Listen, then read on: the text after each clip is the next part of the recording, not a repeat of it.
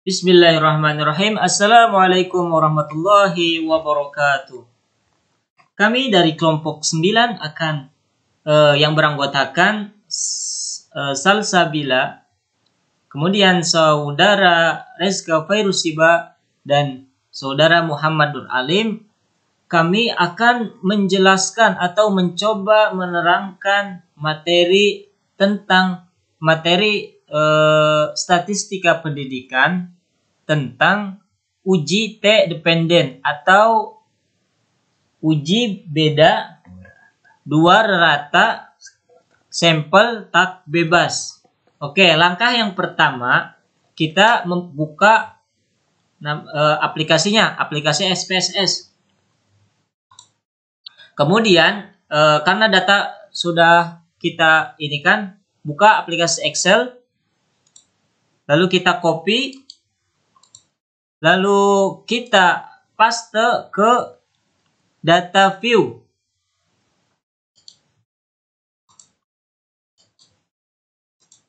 Nah, kemudian kita ubah dulu variabelnya.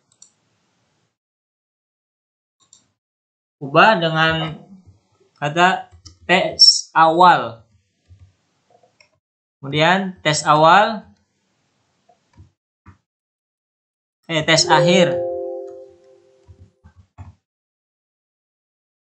Kemudian label tes awal juga.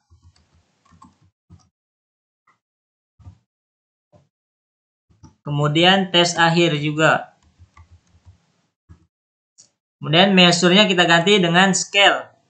Scale juga. Nah, lalu kita ke data view.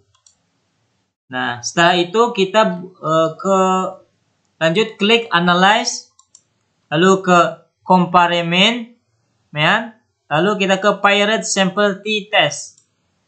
Nah, kemudian kita pindahkan yang kiri ke kanan, tes awal ke variabel 1, tes akhir ke variabel 2. Lalu option,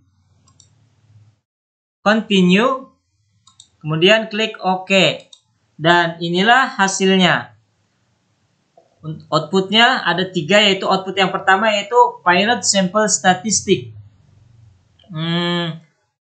Pada output ini kita diperlihatkan ringkasan hasil statistik deskriptif dari kedua sampel yang diteliti, yakni nilai tes awal dan tes akhir. Ya, nilai rata-rata tes awal dan tes akhir. Lihat, rata-rata dari tes awal yaitu 25,4667 dan tes akhir itu rata-ratanya 29,8667.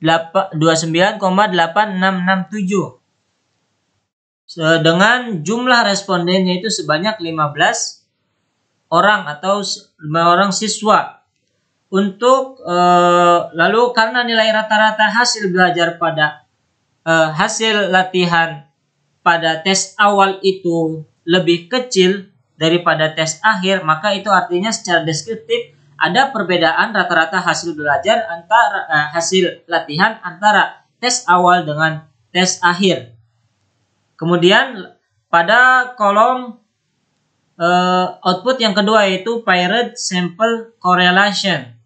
Nah, di sini kita ketahui bahwa nilai koefisien korelasi sebesar 0,285. Sedangkan nilai signifikansi sebesar 0,304.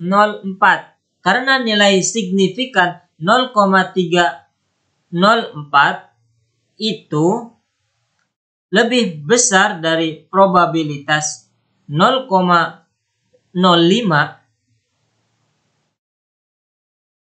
maka dapat dikatakan bahwa tidak ada hubungan antara variabel tes awal dengan variabel tes akhir. Kemudian lanjut ke output paired sample, output yang ketiga yaitu paired sample test. Di sini adalah output yang terpenting karena pada bagian ketiga inilah kita akan menemukan jawaban atas apa yang menjadi pertanyaan dalam contoh kasus di atas. Itu contoh kasusnya itu Nah, dengan dengan berpedoman pada pengambilan keputusan dalam uji pilot sample t-test, yaitu jika nilai sig2 Thailand itu lebih kecil dari 0,05, maka HO ditolak dan HA diterima. Sebaliknya, jika nilai signifikan 2 Thailand itu lebih besar dari 0,05, maka HO diterima dan HA ditolak.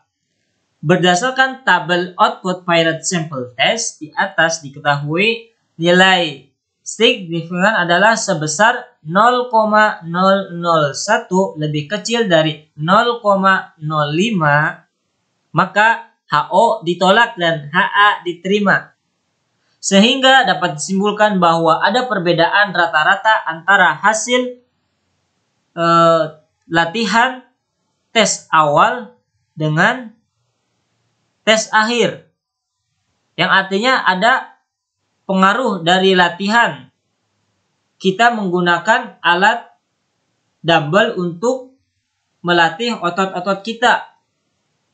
Dari tabel output pilot sample test di atas juga memuat tentang nilai mean pilot difference adalah sebesar min 4,40000.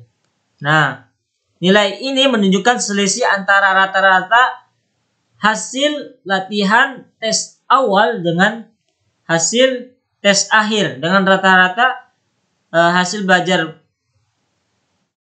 atau yang tadi kembali ke atas, yaitu pada mean pada output pertama yaitu 25, tes awalnya itu 25,4667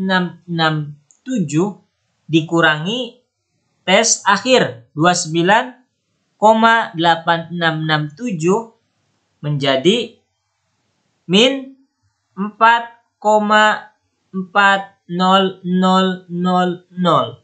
Nah, dan selisih perbedaan tersebut antara selisih perbedaannya yaitu lihat pada confidence 95% confidence interval of the different lower and upper, itu lowernya itu min 6,572,320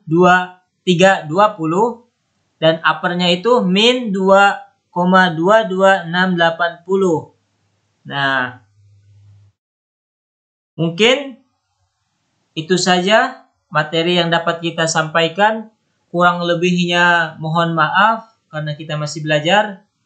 Dan jangan lupa bahagia. Assalamualaikum warahmatullahi wabarakatuh.